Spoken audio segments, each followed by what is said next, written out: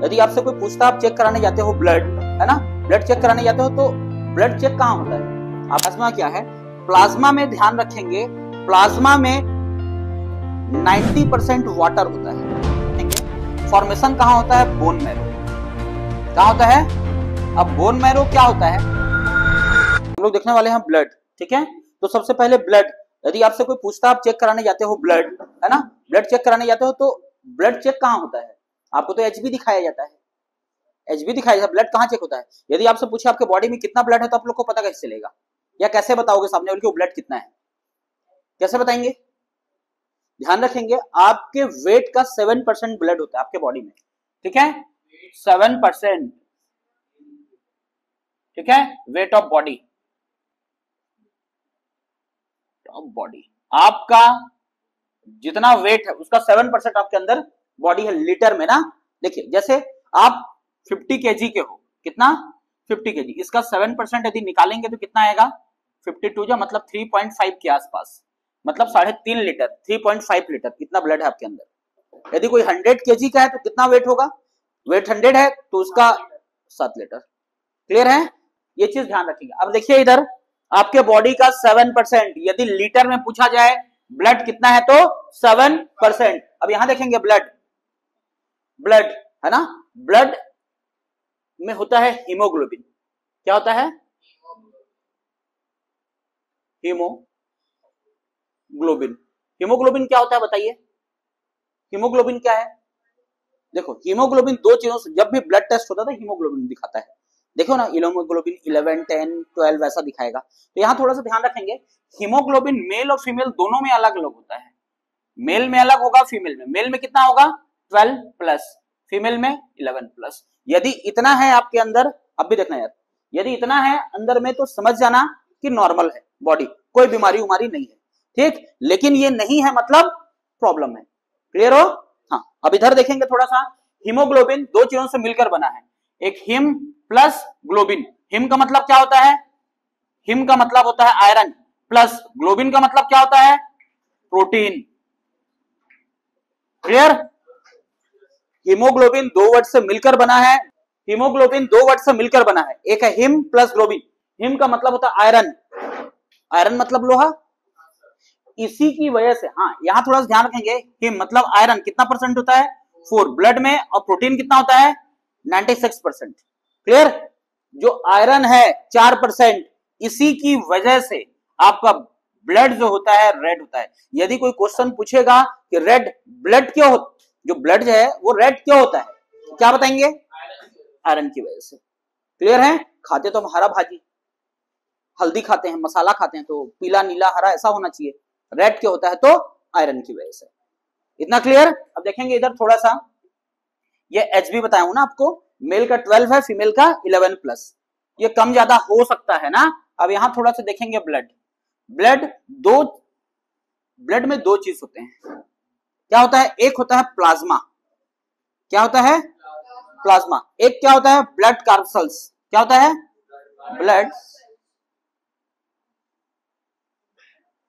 Blood carpals. अब यहां देखेंगे थोड़ा सा प्लाज्मा, प्लाज्मा कितना परसेंट होता है बॉडी में? ब्लड में 55% प्लाज्मा होता है और 45% ब्लड कार्पल्स। क्लियर हुआ? ब्लड में प्लाज्मा। अब कोई क्वेश्चन आया कि प्लाज्मा कैसा है, प्लाज्मा क्या है, तो क्या बताओगे? प्लाज्मा क्या है? देखिए प्लाज्मा क्या है, प्लाज्मा में ध्यान रखेंगे, प्लाज्मा में 90% वाटर होता है, जो खून को बहने में मदद करता है, पतला करने में। खून को पतला कौन करता है? प्लाज्मा। 90% वाटर, 7% प्रोटीन और 3% अदर। इसको ध्यान रखें। आप सुने होंगे प्लाज्मा थेरेपी, प्लाज्मा थेरेपी सुने हैं? पीआरपी, जिसका बाल कहीं झड़ता है तो पीआरपी कराते हैं, नहीं सुने हैं? ठीक है, तो एक आध बार जाना हेयर स्किन वाले डॉक्टर के पास, बोला सर बाल बहुत झड़ रहा है, तो बोलेगा शायद पीआरपी कराना पड़ेगा। आपके ब्लड को ही निकाला जाता है, आपके ब्लड से ही प्लाज्मा को अलग कर देते हैं, उसी को इंजेक्शन के थ्रू आप में इंजेक्ट किया जाता है। प्लाज्मा थेरेपी कुछ दिन तो काम करता है, फिर कराना छोड़ दोगे तो फिर वैसी हो जाएगा। मतलब आपको कंटिन्यू रखना पड़ेगा प्लाज्मा थेरेपी, ठीक है। तो प्लाज्मा में ध्यान रखेंगे 90% वाटर, 7% प्रोटीन, 3% अदर। अदर में क्या क्या है? अदर में आता है विटामिन। विटामिन जानते हैं? Fat, carbohydrate, carbohydrates, minerals etcetera, बहुत सारी चीज है ना, एक्सेट्रा, बहुत सारी चीज आते हैं। मतलब सब ये प्लाज्मा में।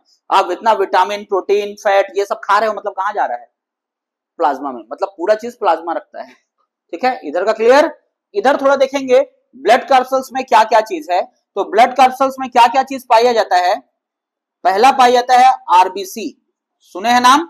दूसरा डब्ल्यूबीसी, प्लेटलेट्स, ठीक है। एक क्या है? आरबीसी, दूसरा क्या है? डब्ल्यूबीसी, थर्ड क्या है? प्लेटलेट्स। आरबीसी क्या है? रेड ब्लड सेल, लाल रक्त कणिकाएं। डब्ल्यूबीसी व्हाइट ब्लड सेल, ये क्या है? प्लेटलेट्स। क्लियर है। अब आरबीसी कहां पाया जाता है? आरबीसी का फॉर्मेशन कहां होता है? हमारे बॉडी में आरबीसी कहां पाया जाएगा? रेड ब्लड सेल कहां बनता है? देखिए इसका फॉर्मेशन कहां होता है, ध्यान रखेंगे। फॉर्मेशन इंपॉर्टेंट क्वेश्चन है, ध्यान रखेंगे। फॉर्मेशन कहां होता है? Bone marrow. कहां होता है? अब बोन मैरो क्या होता है? हड्डी के अंदर में, हड्डी के अंदर में हड्डी जैसा रहता है, काटोगे कट सीधा कट जाएगा, या पूरे ज्वाइंट में पाया जाता है। ज्वाइंट में हड्डी जैसा होता है, हड्डी के अंदर पाया जाता है बोन मैरो। वही सबसे ज्यादा बोन मैरो मतलब कहां पर है? यहां ज्वाइंट होगा। सबसे ज्यादा ज्वाइंट कहां है हमारे बॉडी में? रीढ़ की हड्डी, बैकबोन, वहां सबसे ज्यादा है। वहीं तो बोन मैरो सबसे ज्यादा कहां है? रीढ़ की हड्डी। वहां क्या बनेगा? आरबीसी। खत्म कहां होगा? तो आप लोग ऐसा तो नहीं सोच रहे हो कि बचपन से लेके आज तक वही ब्लड चलते आ रहा है जो बचपन में ब्लड था? नहीं। तो ब्लड गया कहां? बचपन वाला एक टाइम पीरियड तक रहता है ना, हमेशा ब्लड सेल नहीं रहता, वही नहीं रहेगा। क्या होता है देखिए, जब ये फॉर्मेशन होता है तो टाइम पीरियड होता है, टाइम पीरियड तक रुकता है। ये खत्म कहां होता है? डिस्ट्रॉय कहां होगा? कहां होता है? ध्यान रखेंगे ब्लड बनता कहां है? बोन मैरो में। हिंदी में बोलते हैं अस्थि मज्जा, हिंदी मीडियम तो कोई नहीं हो ना, हाँ बोन मैरो, ठीक। खत्म कहां होता है? स्प्लीन, नाम याद रखेंगे। बनता कहां है? Bone marrow. खत्म कहां होगा? स्प्लीन। इसका टाइम पीरियड मतलब एक बार ब्लड बनने के बाद, टाइम पीरियड मतलब एक बार ब्लड बनने के बाद कितने दिन तक हमारे बॉडी में रहता है? 20 to 120 डेज, 20 से 120 दिन तक हमारे बॉडी में एक बार ब्लड बना, वही ब्लड 20 से 120 दिन तक हमारे बॉडी के अंदर रहेगा, ठीक। फिर धीरे धीरे खत्म हो जाता है, फिर नया ब्लड सेल बनता है। आप जितना खाना खाते जाओगे वो होते जाएगा। या हम हार्ट पढ़ेंगे तो मैं बताऊंगा आपके बॉडी में जितना ब्लड है, डेली 180 लीटर ब्लड फिल्टर होता है, यूरिन 1.5 लीटर बनता है।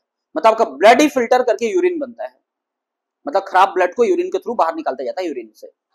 समझ में आया? वो हम हार्ट पढ़ेंगे तो देखेंगे थोड़ा, हार्ट और किडनी में, ठीक है। यहां ध्यान रखेंगे पहला तो फॉर्मेशन, आरबीसी बनता कहां है? Bone marrow. डिस्ट्रॉय कहां होता है? स्प्लीन में। टाइम पीरियड क्या है? 20 to 120 डेज। कई लोग का देखो सुनने होंगे आप लोग, ब्लड कम हो रहा है, 9, 10, 7, 6, कई बार आप भी सुने होंगे ब्लड कम हो रहा है, तो यही कम होता है। डब्ल्यूबीसी नहीं, आरबीसी। बोन मैरो नहीं यार, आरबीसी।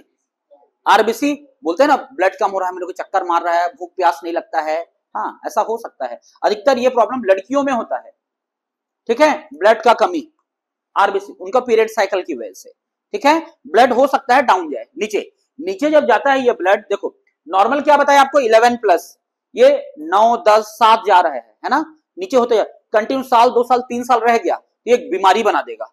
तो कई बार ब्लड खाने पीने की वजह से, आप ठीक से खाना नहीं खाते, प्रोटीन विटामिन हो सकता है दाल ना खाते हो, हरी सब्जियां ना खाते हो आप लोग, फल फ्रूट्स दूध ना खाते हो, चिकन मीट पनीर ये सब ना खाते हो, आपके बॉडी में पूरा विटामिन प्रोटीन से यदि नहीं मिलते सही टाइम पे तो ब्लड नीचे की ओर जाता है। या खाना पीना आप नहीं खाते, स्ट्रेस में ज्यादा रहते हो, तो ये आरबीसी धीरे धीरे नीचे जाएगा। कंटिन्यू यदि 5 साल, 6 साल, 4 साल, 3 साल, 2 साल, ऐसा साल में, ईयर में मतलब कन्वर्ट हो गया। 1 साल, 2 साल, 3 साल कंटिन्यू, 9 है, फिर 8 हो गया, फिर 7। तो आने वाले समय में एक आपको डिसीज देखने को मिलेगा, उस डिसीज का नाम है सिकल सेल एनीमिया। नाम सुने हैं? सिकल सेल, हाँ, एनीमिया, इसको नहीं बोलते हैं, नहीं बताऊंगा इसको क्या बोलते हैं, sickle cell anaemia. Sickle cell anaemia एक जेनेटिक डिसीज है। क्या है? जेनेटिक। जेनेटिक मतलब, हाँ, जेनेटिक, ये बढ़ते जाएगा, खत्म नहीं होगा। एक बार आपको हो गया तो आपके पूरा पीढ़ी, आपके बच्चे फिर नीचे नीचे जाते जाएगा, ये खत्म नहीं होगा। जेनेटिक डिसीज है। इसमें क्या होता है, यदि बीमारी होने के बाद क्या होगा, जब भी एनीमिया होगा तो आपके बॉडी में ब्लड का फॉर्मेशन बंद हो जाएगा। इसका भी स्टेज रहता है, फर्स्ट, सेकेंड, थर्ड, अलग अलग रहता है, ठीक है। तो यदि आपको एनीमिया बीमारी होता है, ब्लड जो रहता है बॉडी में बनना बंद हो जाता है, फिर आपको 2 महीना, 3 महीना, 6 महीना, साल भर में ब्लड चढ़ाना पड़ेगा, बॉडी में बनेगा।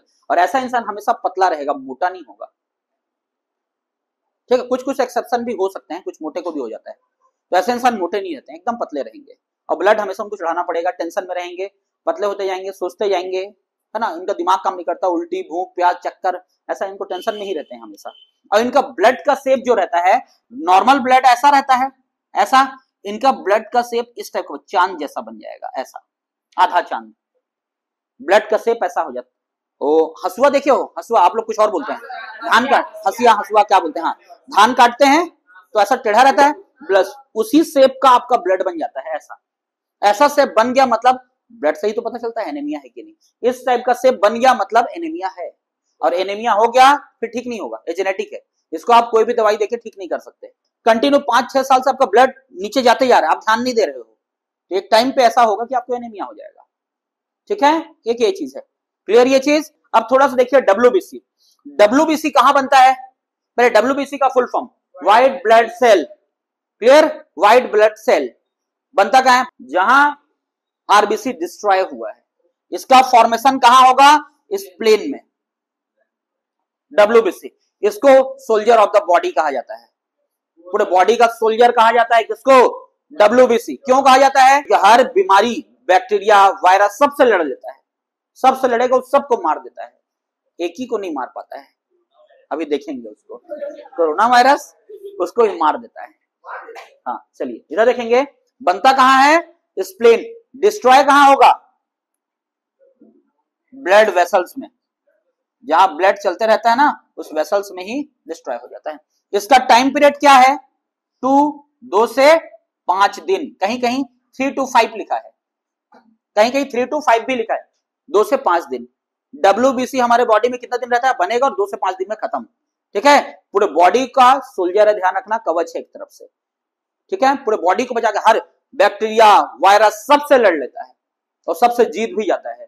सर्दी, खांसी, बुखार जब भी होगा डब्ल्यूबीसी ठीक करता। हाँ, कभी कभी डब्ल्यूबीसी को कुछ मदद चाहिए तो नहीं ठीक होता, तो हम लोग उसके मदद के लिए ले लेते हैं एंटीबायोटिक, गोली के साथ एंटीबायोटिक लेते हैं ना, तो वो डब्ल्यूबीसी को मदद करता है काम करने में, कि जल्दी फास्ट काम करे, फास्ट वर्क करने में कौन मदद करता है, एंटीबायोटिक्स। तो डब्ल्यूबीसी जल्दी काम करके खत्म कर देता है, उस बैक्टीरिया वायरस को मार देता है, ठीक है। लेकिन यहाँ कंडीशन भी है, यहाँ देखिए, यहाँ भी डब्ल्यूबीसी का कंडीशन है बढ़ने का और घटने का, ठीक है। यदि डब्ल्यूबीसी बढ़ गया, डब्ल्यूबीसी बढ़ गया, डब्ल्यूबीसी तो बढ़ेगा कैसे, कैसे बढ़ेगा, एक डब्ल्यूबीसी का रीजन है कम भी हो सकता है। कम कैसे होता है, बढ़ता कैसे है, जानते हैं क्या, हाँ, कम होने का रीजन बताते हैं पहले, ठीक है। देखो डब्ल्यूबीसी ऑटोमेटिक कम होगा नहीं, हाँ कभी कभी वीक हो सकता है खाने पीने की वजह से, ठीक है। डब्ल्यूबीसी एक वायरस है जो डब्ल्यूबीसी को मार देता है, ठीक है, डब्ल्यूबीसी को ही मार देता है। और दुनिया में आज तक इसका दवाई नहीं आया है, पूरी दुनिया में आज तक इसका दवाई नहीं, भारत में नहीं, पूरी दुनिया में इसका अभी तक मेडिसिन नहीं है, ठीक है। उस वायरस का नाम है एड्स। एड्स सुने हैं, एड्स। जब भी डब्ल्यूबीसी डाउन होगा तो वहां एक वायरस है एड्स, एचआईवी वायरस सुने हैं ना, AIDS, acquired immunodeficiency syndrome full form, 9th से आप लोग पढ़े होंगे, 9th में आया रहा होगा, एक्वायर्ड इम्यूनो डिफिशिएंसी सिंड्रोम। यदि नहीं पढ़े हैं तो आप सुनना चालू करो, आने वाला है एक्वायर्ड इम्यूनो डिफिशिएंसी सिंड्रोम। नाम याद हुआ, क्या है, एक्वायर्ड इम्यूनो डिफिशिएंसी सिंड्रोम बन जाएगा। क्या है? Immunodeficiency syndrome. क्लियर है? तो ये एड्स वायरस, एचआईवी वायरस जब भी आपके बॉडी में इंटर करेगा तो डब्ल्यूबीसी को मार देगा, और डब्ल्यूबीसी को मारेगा मतलब ये इंसान कुछ दिन में मर जाएगा। और इसका आज तक कोई दवाई नहीं है, किसी को भी हो जाए कोई नहीं बचा सकता। ये बीमारी किसी को भी हो जाए कोई नहीं बचा सकता।